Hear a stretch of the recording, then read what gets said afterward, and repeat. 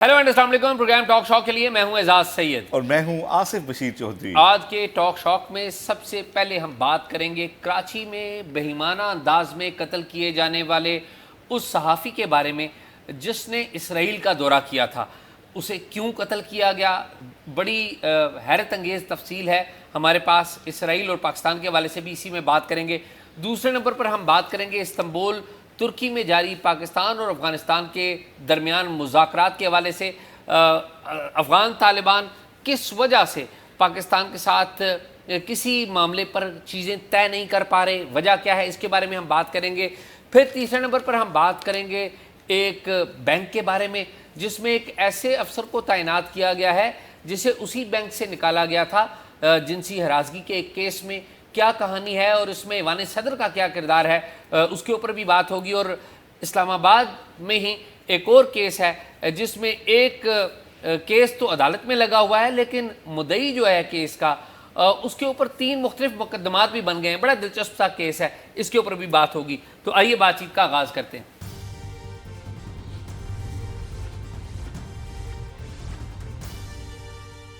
जी एजाज, कैसे हैं आप? आसिफ, मैं ठीक हूँ, आप खैरियत से हैं? अच्छा, आपने सारी बातें की, मैं तो खैरियत से हूँ अल्हम्दुलिल्लाह। ये बताएं, आपने सारी बातें की हैं लेकिन वज़ीर आज़म आज़ाद कश्मीर का जिक्र नहीं किया यार। वो एक तब्दीली होने जा रही है। बिल्कुल आसिफ, आपने ठीक कहा। क्विकली मैं उसको राउंड अप दे देता हूँ। आपको पता है वज़ीर आज़म आज़ाद कश्मीर के ख़िलाफ़ पाकिस्तान पीपल्स पार्टी वो तहरीक अदम एतमाद दे के आ रही है। अभी एतवार को इस्लामाबाद में आपको पता है सिंध हाउस में यहाँ पर एक जर्नलिस्ट का लंच किया गया था। शर्जील मेमन साहब ने बुलाया था, फ़रियाल तालपुर साहिबा भी वहाँ पर थी, मैं भी था, बहुत सारे और जो टेलीविज़न एंकर्स थे उनको बुलाया गया था।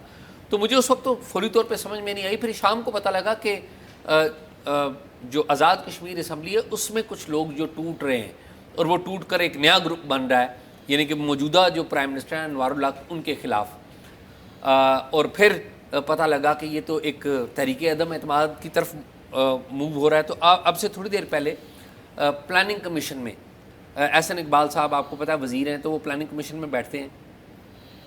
वहाँ पे एक मीटिंग हुई मुस्लिम लीग नून के सीनियर लीडर्स की। उसमें राना सनाउल्लाह भी थे, अमीर मुकाम भी थे। मुस्लिम लीग नून के फ़ारूक हैदर, आपको पता है साबिक़ प्राइम मिनिस्टर रह चुके हैं, और आज़ाद कश्मीर के जो दीगर सीनियर लीडर्स हैं वो भी थे। मुश्ताक मिनास भी थे, हमारे दोस्त, हमारे साबिक साथी। तो वहाँ पर आसिफ एक बड़ा दिलचस्प फ़ैसला किया गया कि मुस्लिम लीग नून पीपल्स पार्टी जो तहरीक अदम एतमाद फ़ाइल करेगी आज़ाद कश्मीर में उसका साथ देगी, लेकिन हुकूमत साजी में हिस्सा नहीं लेगी, यानी कि हुकूमत नहीं बनाएगी आज़ाद कश्मीर में। अच्छा, आप दूसरी तरफ जो अनवारुल हक हैं प्राइम मिनिस्टर आज़ाद कश्मीर के, वो जो हैं उन्होंने पहले कहा था कि जी कुछ 27 बंदे ये चाहे के ऊपर इकट्ठे कर लेना तो मैं रिज़ाइन कर दूंगा। अब इनके पास, यानी कि अपोजिशन कह लें उनकी, प्राइम मिनिस्टर की अपोजिशन के पास कमोबेश 32 अफराद हैं। प्राइम मिनिस्टर साहब कह रहे हैं अनवारुल हक साहब कि नहीं, मैं तो ऐसे ही रहूँगा। तो आपको पता है कि आज़ाद कश्मीर में ये जो तब्दीली है 2021 से लेकर अभी तक कम अज़ कम चौथी तब्दीली है। ये पता है ना आसिफ आपको? जी पता है। और ये तब्दीली ऐसे नहीं हो रही, आपको पता है इसके पीछे भी कुछ ना कुछ है। आप समझ रहे हैं कि कोई सिग्नल भी है। तो पीपल्स पार्टी के पास जा रही है, देखें अब क्या होता है। आपके पास भी अपडेट होती है, क्या है आपके पास? देखें, मेरे पास तो ये अपडेट है कि ये मुझे बड़ा ही अफसोस होता है कि जिस तरीके से लोग बार बार टूटते हैं, हॉर्स ट्रेडिंग कहा जाता है, और ये वाकई मुझे घोड़े ही लगते हैं ये अरकान। जी ठीक बात। ये वो अरकान हैं जिनकी कोई आइडियालॉजी नहीं है। इनकी समाज में क्या इज़्ज़त होगी मैं नहीं जानता, जो एक ही असम्बली में 4 दफ़ा फ्लोर क्रॉस करें। इनका नाम ही गधे और घोड़े डाल देना चाहिए, अफसोस के साथ मुझे कहना पड़ता है। और ये घोड़े ख़रीदने वाली जो जमात पीपल्स पार्टी है ना, इसमें से भी पीपल्स निकाल देना चाहिए, इसको घोड़ों की जमात करार दे देना चाहिए। मुझे बहुत अफसोस होता है कि इस हॉर्स ट्रेडिंग को नेशनल मीडिया में कहा जाता है जी कि नंबर गेम पूरी होगी। ये हॉर्स ट्रेडिंग माजी में इंटेलिजेंस एजेंसियां भी करवाती रही हैं। जब खान साहब गले में डालते थे कि एक और विकेट गिर गई, सारे अपने बंदे उनके ला के दिए गए थे। अभी उसी तरह के घोड़े और गधे इकट्ठे किए जा रहे हैं, किसी को पैसे दिए जा रहे हैं, कि कोई आइडियालॉजी नहीं। शर्म का मकाम है ख़रीदने वालों के लिए और बिकने वाले दोनों के लिए। اور ایک انتہائی منافقانہ طرز عمل مسلم لیگ نون کا سامنے آ رہا ہے. جو عوامی وہاں پہ جوائنٹ ایکشن کمیٹی ہے اس کے بارے میں ایک تاثر لیا گیا کہ کیونکہ اپوزیشن ہم نے چھوڑی کوئی نہیں تھی طاقتور حلقوں نے, تو اب ایک اپوزیشن بھی خود ہی دے دی گئی ہے. تو ایک پارٹی کو کہا گیا آپ اپوزیشن کریں, باقی گھوڑے خریدیں گے. اور افسوس کی بات یہ ابھی پورا سال بھی نہیں رہتا جنرل الیکشن میں, ٹھیک ہے. تو میرا تو اس کے اوپر یہی تبصرہ ہے, شاید بہت سو کو برا بھی لگے گا, لیکن میرا دل اس پہ افسوس ہی کر سکتا ہے کہ 4 دفعہ جو لوگ, یہ بین ہونے چاہیے الیکشن کمیشن کی طرف سے, جو لوگ 4 دفعہ پارٹی بدلے ہیں, 4 دفعہ فلور میں, کبھی ان کی کیا آئیڈیالوجی ہوگی. آصف انہوں نے پارٹی تو نہیں بدلی, وہ تو ایک ہی پارٹی میں رہے, اقتدار کی پارٹی. دیکھیں وہ اقتدار کی پارٹی میں رہے ہیں اور وہ 4تھی دفعہ کوئی اپنا نیا وزیر اعظم بنا لیں گے, کبھی ایک نے آ کے انہیں کاٹھی ڈال لی, کبھی دوسرے نے ڈال لی. تو اعزاز یہ لوگوں کے اجتماعی شعور پہ بھی سوال ہے, جو اس طرح کے لوگوں کو منتخب کر کے بھیجتے ہیں جو 4 دفعہ فلور کراس کرتے ہیں اور اس کے بعد پھر وہ ووٹ مانگنے جاتے ہیں, تو ان کو کون لوگ ووٹ دیتے ہیں؟ ایسے ہی ہے. میں نہیں سمجھتا کشمیری عوام کا جو اجتماعی شعور ہے وہ اتنا کم ہے. وہ ان لوگوں کو مارک کریں, ان لوگوں کو مارک کریں جو بار بار اقتدار کے لیے, جن کی کوئی سیاسی آئیڈیالوجی نہیں ہے, وہاں پہ بہت زیادہ سیاسی شعور ہونے کے باوجود ابھی بھی لوگ برادریزم پہ ووٹ دیتے ہیں. ابھی بھی لوگ جو ہے وہ اس چیز کو ووٹ دیتے ہیں کہ میرے جنازے پہ اور میری خوشی پہ کون آیا تھا اور میرے ماتم پہ. پلیز اس سے تھوڑا آگے نکلیں. جو آئیڈیالوجیکل لوگ ہیں کسی بھی جماعت میں ہوں ان کو ووٹ دیں, تاکہ یہ اس طرح کے شگوفے نیشنل لیول پہ دیکھنے کو نہ ملے. ایسے ہی ہے. آصف, میری مشتاق مناس سے بات ہو رہی تھی, ہمارے فارمر جرنلسٹ ہیں, نون لیگ انہوں نے فارملی جوائن کر لی اور پھر میڈیا کا رخ نہیں کیا, جو کہ ایک اچھا اقدام انہوں نے کیا. تو وہ بتا رہے تھے کہ جی ہم تو نہیں ووٹنگ کا حصہ لیں گے, اگر پرائم منسٹر ریزائن کر دیتا ہے, نو کانفیڈنس نہیں ہوتی, اس سے پہلے ریزائن کر دیتا ہے, تو ہم ووٹنگ میں حصہ نہیں لیں گے, یعنی کہ نئے پرائم منسٹر کی ووٹنگ میں حصہ نہیں لیں گے. اس میں ایک ٹیکنیکل بات یہ ہے کہ آزاد کشمیر کا جو قانون ہے نا, وہ یہ کہتا ہے کہ ہمارے ہاں تو یہ ہوتا ہے نا کہ نو کانفیڈنس پہلے ہوتی ہے, پرائم منسٹر فارغ ہوتا ہے, پھر نیا سلسلہ شروع ہوتا ہے وزیر اعظم کے انتخاب کا. وہاں قانون ڈیفرنٹ ہے. وہاں پر یہ ہے کہ جب نو کانفیڈنس ہوگی اسی موشن کے اندر نئے پرائم منسٹر کا سلیکشن بھی ہوگا. تو اگر نو کانفیڈنس ہو گیا تو یہ ووٹ تو دیں گے نو کانفیڈنس کو, نئی پرائم منسٹرشپ یا نئی حکومت کا حصہ نہیں بنیں گے. یہ ایک پولیٹیکل موو کر رہے ہیں, وہی آپ والی بات. لیکن اگر پرائم منسٹر نے ریزائن کر دیا تو یہ سائڈ پہ بیٹھیں گے اور again they will not take part. Overall جو باتیں آپ نے کہی ہیں ایسا ہی ہے, and this is very sad state of affair, sad. اور آپ دیکھیں یہ پرائم منسٹر جو موجودہ انوار اللہ کے, ان کو پپٹ پرائم منسٹر کہتے ہیں نا, کہ یہ کسی کے اشارے پہ چلتے ہیں, اسٹیبلشمنٹ کے اشارے پہ چلتے ہیں. تو نیا پرائم منسٹر کس کے اشارے پہ چلے گا؟ وہ بھی ادھر ہی چلے گا نا. اس وزیر اعظم کو بھی سزا یہی دی جا رہی ہے کہ جو جوائنٹ عوامی ایکشن کمیٹی نے پروٹیسٹ کیا, تو آپ اسلام آباد بیٹھے ہوئے تھے, آپ ہمیں ریسکیو کرنے نہیں آئے, تو وہاں یہ کیا کرنے جاتے ریسکیو؟ ان کی تو گراؤنڈ پہ کسی کی کوئی فوٹیج نہیں ہے. اور یہ جو لوگ بار بار فلور بدل رہے ہیں, ان کا عوام پہ کوئی یقین نہیں ایسے ہی. انہیں پتہ ہے کہ جن کی بات ہم نے مانی ان کی مانی, وہی ہمیں دوبارہ لے آئیں گے, نہیں مانیں گے تو دوبارہ نہیں آئیں گے. ٹھیک ہے, تو لوگوں نے ڈیسائیڈ کرنا ہے کہ ان کے ساتھ آگے کیا کرنا ہے, کیونکہ الیکشن دور نہیں. اچھا, تو میرا خیال ہے اگلے ہاں یار ہمیں وہ بتائیں نا, وہ جو جرنلسٹ والے, وہ بات وہ پہلے نمبر پہ تھی, اور یہ بھی بات بڑی اہم تھی. آصف, آپ کو پتہ ہے کہ 21 تاریخ کو 21 ستمبر کو ہمارے ایک ساتھی ہیں امتیاز میر, ان کو کراچی میں میٹرو 1 نیوز کے یہ جرنلسٹ تھے, اینکر تھے, ان کو بے ایمانہ طور پر قتل کر دیا گیا تھا. اور تقریباً 1 ہفتہ کالا روڈ ہے کا علاقہ ہے وہاں پر جہاں پر ان کو فائر کیا گیا. 1 ہفتہ یہ ہاسپٹل میں رہے اور بڑی بے دردی سے گولیاں ماری گئی تھیں, اور سارے پریشان تھے کہ یہ ان کو کیوں قتل کیا گیا ہے, کیوں نشانہ بنایا گیا ہے. ہم یہ سوچ رہے, بہت سارے میڈیا کے لوگوں نے کہا کہ جی یہ پراپرٹی کا کوئی مسئلہ ہے, کوئی ذاتی مسئلہ ہے.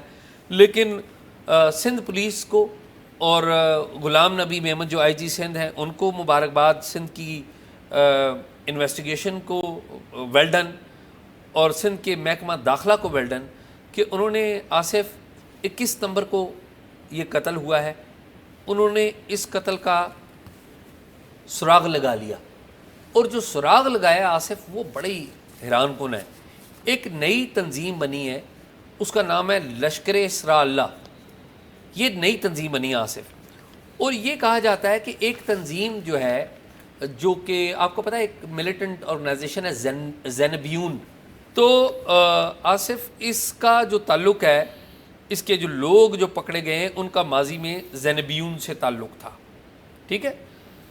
کیا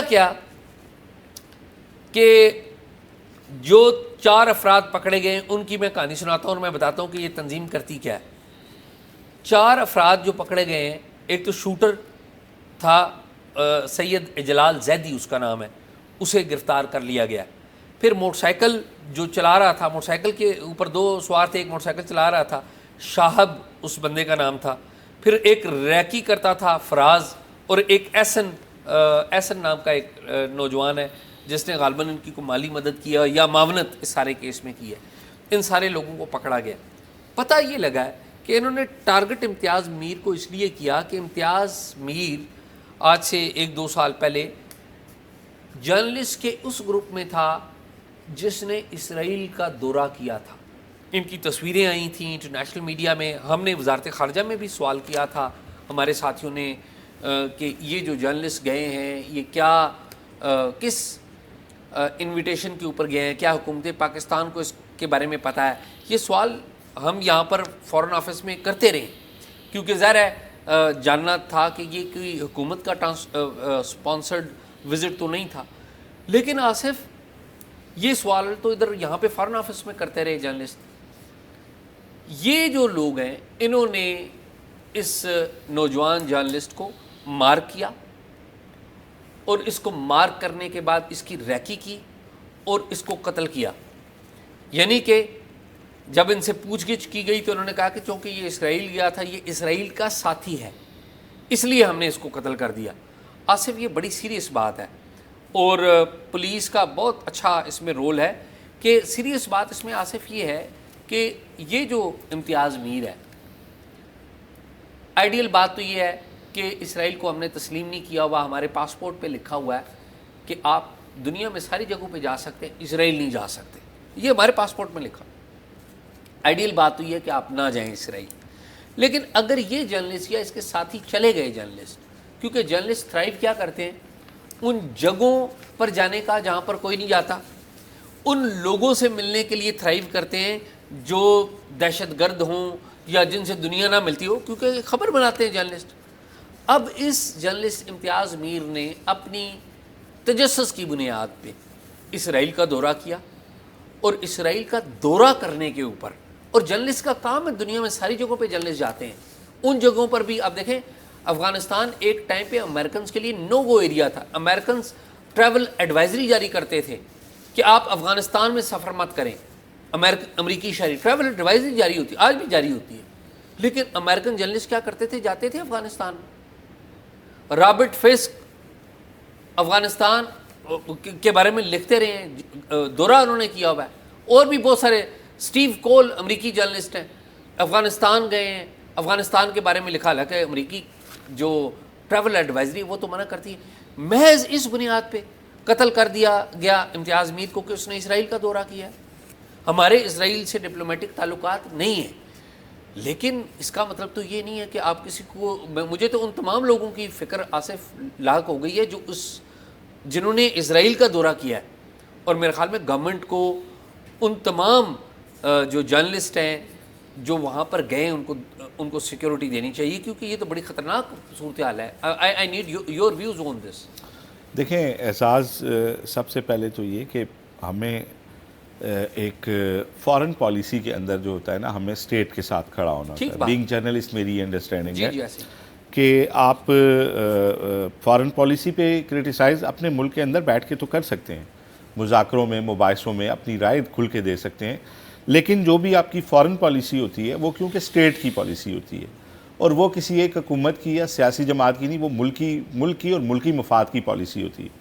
تو میڈیا ہمیشہ، پوری دنیا کا میڈیا، امریکی صحافی دیکھ لیں کہ جب وہ وار آن ٹیرر امریکہ لڑ رہا ہے اس پہ 100 اعتراض ہوتا ہے، لیکن مظاہرے بھی ہوتے ہیں وہاں بڑے بڑے، لیکن امریکی میڈیا سارے کا سارا اس وار آن ٹیرر کے ساتھ کھڑا. جی ایسے ہی. تو میں یہ سمجھتا ہوں کہ فارن پالیسی اسرائیل کے حوالے سے ہماری جو ہے اسے ہم جرنلسٹوں کو فالو کرنا چاہیے. اگر ہم وہاں ٹریول نہیں کر سکتے تو ہمیں صرف ایک صورت میں وہاں ٹریول کرنا چاہیے کہ کوئی مفاد عامہ کی کوئی سٹوری اگر ہم آ کے کریں یا ہمیں لگے کہ وہاں جانے سے مفاد عامہ پہ کچھ ہم اس میں کچھ کنٹریبیوٹ کر سکیں، تو ان صورتوں میں ہماری جرنلزم میں کچھ جو غیر اخلاقی چیزیں ہوتی ہیں وہ کیسے الاؤ ہو جاتی ہیں۔ میں ایک بڑی بات کر رہا ہوں تو میں ایکسپلین کر دیتا ہوں۔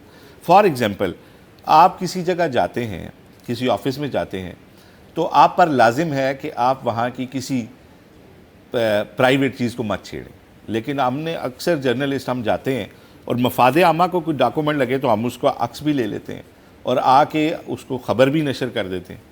اور یہ ایتھیکلی اگر آپ کہیں تو جرنلزم میں اس لیے الاؤ ہوتا ہے کہ مفاد عامہ از دی پرائر سبجیکٹ ہمارے لیے، تو ہم اس طرح کی کوئی چیز جو ہوتی ہے بالکل پبلک انٹرسٹ، مفاد عامہ کے لیے آپ کچھ اس طرح کی اگر کوئی چیز ہوتی ہے جو ایتھیکلی ویسے غلط ہوتی ہے لیکن مفاد عامہ کی خاطر اس کو آپ سامنے لے آتے ہیں، تو یہ تو بات سمجھ آتی ہے۔ اب اسرائیل کا دورہ کرنا کوئی ایسی بات نہیں ہے کہ کوئی تنظیم اسے اٹھ کے قتل کر دے اپنے طور پہ، بیت المقدس ہے ہمارا، ٹھیک ہے، اور مطلب یہ تو ایسا کسی کو الاؤ نہیں کیا جا سکتا کہ قانون ہاتھ میں لے، اور نہ ہی یہ کوئی ہمارے قانون میں کوئی اس کی جو ہے کوئی کیپٹل پنشمنٹ ہے کہ اسرائیل جو جائے گا اس کو قتل کر دیا جائے گا، اور پھر کوئی پرائیویٹ بندہ اس بنیاد پہ قتل کرے تو یہ بڑی الارمنگ بات ہے۔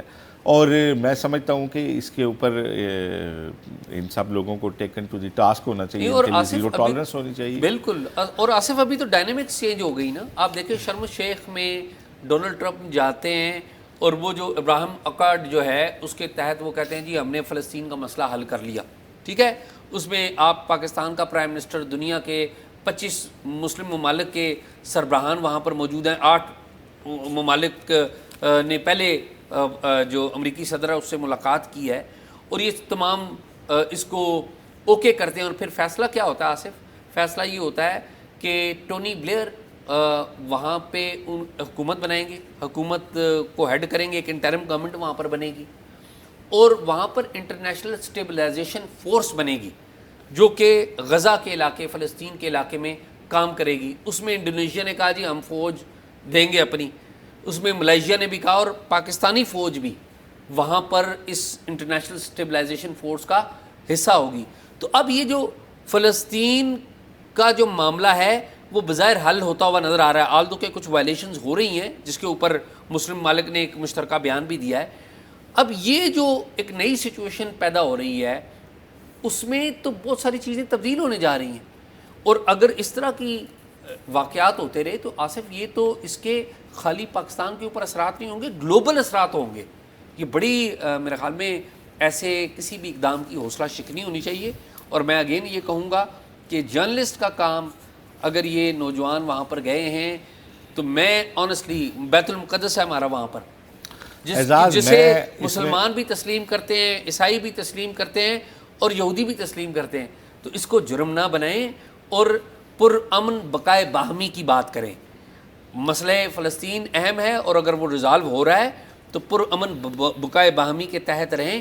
ٹارگٹ کلنگ اور یہ غلط اقدام ہے، اس کے اوپر بڑی حکومت کو سخت اقدام کرنا ہوگا۔ لیکن اعزاز، یہ جو جرنلسٹ گئے تھے نا، اس پہ تھوڑا سا ایک یہ دیکھیں، کیا یہ حکومت کی ول سے گئے تھے؟ میرا نہیں خیال۔ نمبر 1، اگر ول سے نہیں گئے پھر یہ زیادہ سنگین بات ہو جاتی ہے کہ ایک ایسا ملک جسے ہم تسلیم ہی نہیں کرتے، اس کی اسٹیبلشمنٹ کے دعوت پہ آپ گئے ہیں، پھر کیا جو آپ بات کر رہے ہیں بیت المقدس تو شاید یہ گئے ہی نہ ہو، بیت المقدس کی تصویریں آئی تھیں مجھے چلے اگر گئے ہیں تو یہ ان کا ذاتی وہ ہے، لیکن حکومت کی اس کے بغیر فوراً کسی اس میں جانا درست نہیں ہے۔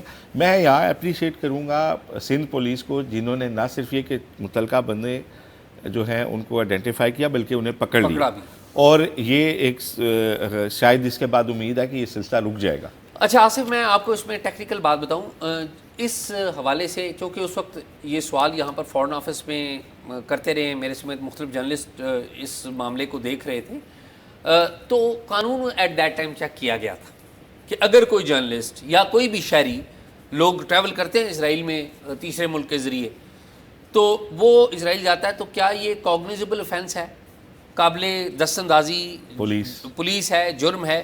تو نہیں تھا، اس کے اوپر کوئی سزا نہیں ہے، یعنی کہ آلدو کے پابندی ہم نے لگائی ہوئی ہے کہ نہیں ٹریول کر سکتے، تو وہاں تو یہ پاسپورٹ لے کے جاتے ہی نہیں ہیں، وہ تو ان کو پرمٹ دیتے ہوں گے نا. ظاہر ہے اگر ہم نے نہیں تسلیم کیا ہوا تو ادھر سے بھی ڈپلومیٹک نہیں ہے نا ہمارا, نہ ادھر ہمارا سفیر ہے نہ ان کا سفیر ادھر ہے. تو یہ تو کوئی طریقہ کار پرمیشن لیٹر ہوتی ہوگی, وہ اپنے ملک میں کسی بندے کو جانے کی اجازت دے رہے ہیں تو طریقہ کار ہے نا کوئی. اعزاز دیکھیں, ہم نے ضابطہ فوجداری میں اگر اسے نہیں لکھا نا تو اس سے یہ قطعی یہ مطلب نہیں ہے کہ کیونکہ نہیں لکھا ہوا تو وہ, کیونکہ ایک جب کلیئرٹی ہے واضح, صدر مملکت پاکستان کے صدر کی طرف سے ٹریول ڈاکومنٹ جاری ہوتا ہے اور اس میں صدر نے کہا ہوا ہے کہ آپ ہر جگہ جا سکتے ہیں یا نہیں جا سکتے, تو منع کیا گیا ہے نا. تو جب صاف منع کیا گیا ہے تو اس میں اگر کوئی بیک چینل ڈپلومیسی کے تحت بھیجا جاتا ہے تو بات سمجھ آتی ہے. اگر اس کے علاوہ کوئی لوگ جاتے ہیں تو میرا خیال ہے یہ کوئی اتنا کوئی ایسا فیل نہیں ہے کہ ہم اس کی کوئی تعریف کریں بیٹھ کے, خاص طور پہ ایسی صورت میں جب کہ مفاد عامہ کا کوئی میٹر بھی ہمارے سامنے نہیں آیا ہے کہ آ کے انہوں نے کوئی ایسی سٹوری دی ہو جو فلسطین کے یا پاکستان کے عوام کے مفاد میں ہو. تو لیکن باوجود اس کے میں یہ بات بار بار کہہ رہا ہوں کہ یہ کوئی ایسی چیز نہیں تھی کہ کوئی نے گولی مار دیتا, اور کسی انڈیویجول کو تو بالکل بھی اختیار نہیں ہو سکتا. اگر اسٹیٹ کا اس سے کوئی کنسرن ہوتا تو اسٹیٹ شاید خود کوئی مقدمہ چلاتی یا ان لوگوں کی کوئی ان کی ڈی بریفنگ ہوتی کہ آپ گئے ہیں تو کیوں گئے ہیں اور آپ کس کے کہنے پہ گئے تھے, وہ اگر ہوتا تو سمجھ آتی ہے. یہ تو کوئی بات نہیں ہے کہ کوئی بندہ اٹھے اور اپنی عدالت لگا کے ان کو گولی مار دے.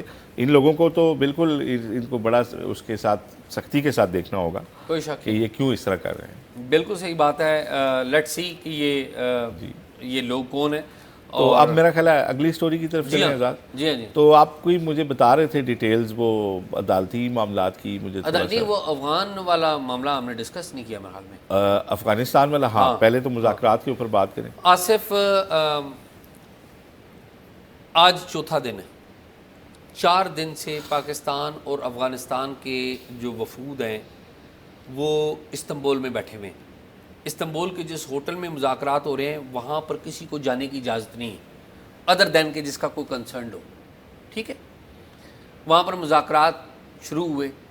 افغانستان کی طرف سے ان کے نائب وزیر داخلہ مذاکرات کر رہے ہیں اور پاکستان کی طرف سے ہمارے سیکیورٹی کام فوجی افسران ہیں بیسیکلی, جو کہ انٹیلیجنس میں کام کر رہے ہیں اور ہمارے پنڈی میں کام کر رہے ہیں, اور ان کے ساتھ معاونت کر رہے ہیں جونیئر لیول کے ڈپلومیٹ.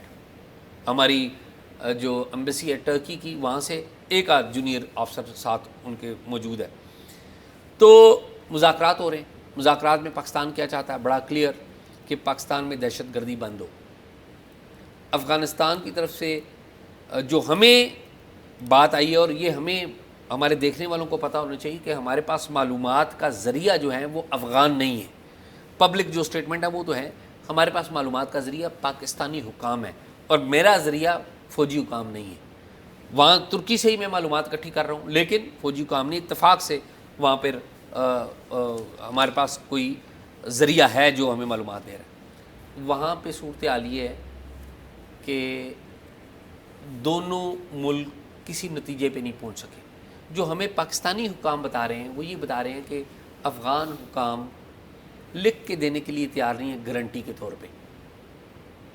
پھر مذاکرات میں ایک بات یہ بھی آئی, انہوں نے ان کی طرف سے آیا کہ آپ افغانستان کو بحیثیت ریاست تسلیم کریں, مذاکرات تو تب آپ کریں ہم سے.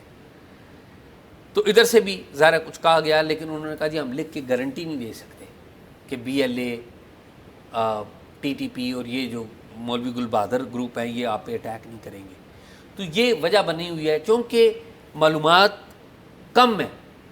زیادہ میں بات اس لیے نہیں کروں گا کیونکہ ہمارے پاس ایکچولی معلومات کم ہیں. ایک بات میں ضرور کہوں گا کہ ہمارے پالیسی میکرز جو وہاں پر گئے ہوئے ہیں یقینی طور پہ ان کے پاس معلومات بڑی ہوں گی, ساری چیزیں ہوں گی, لیکن اچھا ہوتا کہ ہمارے ڈپلومیٹس جن کی عمریں گزری ہیں صرف اس کام میں وہ ان کے ساتھ ہوتے. مثال کے طور پہ اسد گیلانی ایڈیشنل سیکرٹری ہیں وزارت خارجہ کے, اس سارے معاملے کو وہ دیکھتے ہیں پاکستان افغانستان تعلقات کو. امبیسڈر صادق جو کہ اسپیشل NY خصوصی نمائندہ خصوصی لگائے گئے ہیں ہماری طرف سے افغانستان کے, اگر وہ بھی ہوتے تو شاید وہ چیزوں کو بہتر انداز میں دیکھتے. تو یہ کیوں نہیں ہے وہاں؟ مجھے نہیں آصف سمجھ میں آئی کہ ایٹ دی 11th آور اسد گیلانی صاحب کے بارے میں پتہ چلا کہ وہ نہیں گئے. جانا تھا انہوں نے, وہ نہیں گئے. مجھے نہیں پتا کہ کیوں نہیں ہوا, لیکن میں تو صرف یہ کہوں گا کہ ہمارے جو فارن آفس کو ڈپلومیٹ دیکھتے ہیں وہ اپنا کام بہت اچھا جانتے ہیں, میں یہ نہیں کہتا ہوں کہ جو گئے ہوئے ہیں ان کو کچھ پتہ نہیں، ان کے پاس بھی ظاہر معلومات ہیں، وہ بارڈر کے اوپر ہیں، ان کے پاس انٹیلیجنس معلومات ہوگی، فوجی معلومات ہوگی، سب کچھ ہوگا، بہت اچھی بات ہے، لیکن بہت ہی اچھا ہوتا کہ ہمارے یہ جو تجربہ کار جو شعبے کے ماہرین ہیں، جو شعبے کے ماہرین ہیں، جن کے پاس ساری زندگی کا تجربہ ہے، 1-2 سال کا نہیں، ساری زندگی کا تجربہ ہے، تو ہماری آئی ہوپ کہ ہمارے پالیسی میکرز جو ایکسپرٹس ہیں ان کو مانیں، لیڈ وہ کریں ہمارے ایکسپرٹس. ہمارے پالیسی میکرز کا ایک اپنا رول ہے، یعنی کہ ہمارے جو ان پٹ دینے والے ہیں ان کا اپنا ایک رول ہے، اس کو ایکنالج کیا جاتا ہے، لیکن جو ایکسپرٹ ہیں ان کی میرے خیال میں کوئی متبادل ہو نہیں سکتا. آصف، مجھے نہیں لگتا کہ یہ مذاکرات کامیاب ہوں گے، اگر ہوئے تو یہ ایک معجزہ ہی ہوگا. آج کل رات کو 9:30 بجے انہوں نے ختم کر دینی تھی، ختم ہو گئے، ٹاکس ختم ہو گئی تھی. پھر آج صبح دوبارہ ترکی کے درخواست کے اوپر، کیونکہ ترکی کے جو انٹیلیجنس چیف ہیں ابراہیم کالن ان کا نام ہے، انہوں نے اسپیشلی ریکویسٹ کی کہ جی آپ بیٹھیں، آج بھی بیٹھیں. میرا نہیں خیال کہ یہ معاملہ کسی سمت بیٹھے گا. ایک ہمارا ایک اور دوست ملک ہے، اس کے سفیر ہیں افغانستان میں آصف، مجھے ان کے بارے میں پتہ لگا کہ وہ بڑا طالبان کے موقف کی بڑی تائید کر رہے ہیں. تو لیٹ سی کہ کیا ہوتا ہے، مجھے تو نہیں ہوتا ہوا کچھ بھی نظر آ رہا. یہ میری معلومات ہے. دیکھیں، اگر افغان طالبان یہ لکھ کر دینے کو تیار نہیں ہے کہ پاکستان میں دہشت گردی کے حوالے سے ان کی سرزمین استعمال ہوتی رہے گی، اگر وہ یہ نہیں لکھ کے دیتے کہ نہیں ہوگی، تو پھر تو مذاکرات بے شک ناکام ہو جائیں. کم از کم ہمیں کلیئرٹی تو ہوگی کہ دشمن کدھر ہے. ایسے ہی ہے. اور اگر وہ وہاں پہ ان کی حکومت ہے تو پھر انہیں انشور کرنا چاہیے نا کہ ان کی زمین ساتھی برادر جو اسلامی ملک ہے پاکستان، اس کے خلاف استعمال نہ ہو. اور یہ بڑی جائز اور جینون ڈیمانڈ ہے پاکستان کی. اس پہ تو کوئی مجھے نہیں سمجھ آتا کہ کیا لاجک ہوگی کہ اس کو وہ تسلیم نہ کرے. بلکہ پاکستانیوں کو ہم تو کہتے ہیں کہ مذاکرات لمبے بھی اس لیے ہوئے. آپ دیکھیں نا، پہلے دن 9 گھنٹے چلے آصف، دوسرے دن 7 گھنٹے چلے، تیسرے دن پھر 7.5 گھنٹے چلے.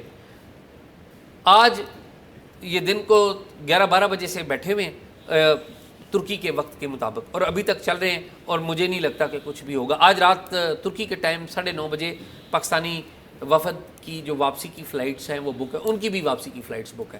اس سے پہلے کچھ ہوتا ہے تو مجھے لگ نہیں رہا کہ ہوگا، مجھے نہیں لگ رہا. خدا کرے ہو، بہتری. لیٹس سی، اللہ بہتر کرے گا. باقی وہ عدالت والی کوئی آپ خبر پہ ایک بتا رہے ہیں بڑی انٹرسٹنگ. آصف کوئکلی میں بات بتا دوں آپ کو، وہ بینک والی پہلے بتا دوں. جی پہلے آصف، ایک صاحب ہیں، ان کا نام ہے عثمان شاہد. یہ ابھی نیشنل بینک میں سینئر ایگزیکٹو نائب صدر، سینئر ایگزیکٹو وائس پریزیڈنٹ کے طور پہ عثمان شاہد صاحب کو تعینات کیا گیا ہے. کون سے بینک میں؟ یہ نیشنل بینک آف پاکستان میں.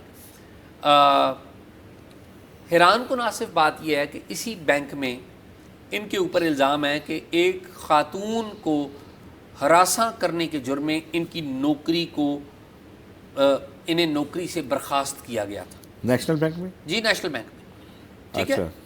اب اسی بینک میں دوبارہ ایک طاقتور سیٹ کے اوپر یہ آ گئے ہیں، اور حیران کن بات یہ آصف کہ ان کے بارے میں جو آخری فیصلہ آیا ہے نا، وہ دسمبر 2024 میں آیا ہے.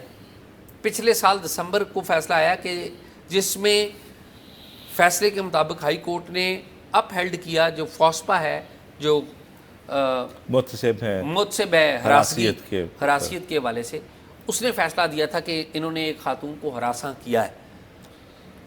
اب یہ جب ان کے خلاف فیصلہ آیا فوسپا کا، تو یہ پریزیڈنٹ ایوان صدر چلے گئے.